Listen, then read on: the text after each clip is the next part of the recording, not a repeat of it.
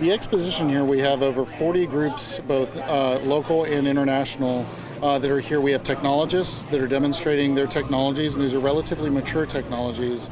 We also have first responders from local, state, and federal groups that are demonstrating how they do their operations and what they need to do in disaster response.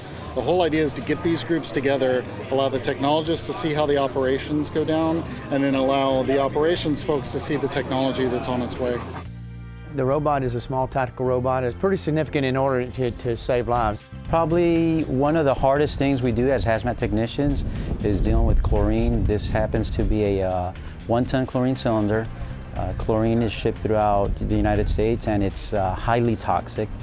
It could cause a lot of harm. So what we do is we make an entry in a level A suit. That level A suit gives us a clean environment, a safe environment to work in. In this situation, it's got a two-way radio on it also, so if they do identify a casualty, they can find out if that casualty is conscious or unconscious. They can actually talk to the casualty if he is conscious and listen back to what he has to say.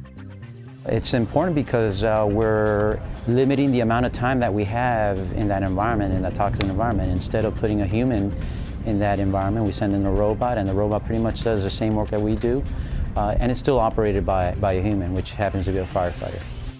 The LS3 is a legged robot. It's rather large. It's actually grown in time compared to its big dog predecessor. And its big role right now is it can carry equipment. So you can imagine a case where you have rucksacks and other things you're able to put on it, and the robot will actually follow a leader through any kind of terrain that you might have it approach.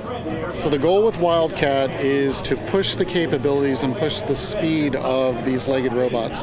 So Wildcat is able to move very fast and is very agile moving through the environment. What I have right here is a modular snake robot, which we've built completely in-house at Carnegie Mellon.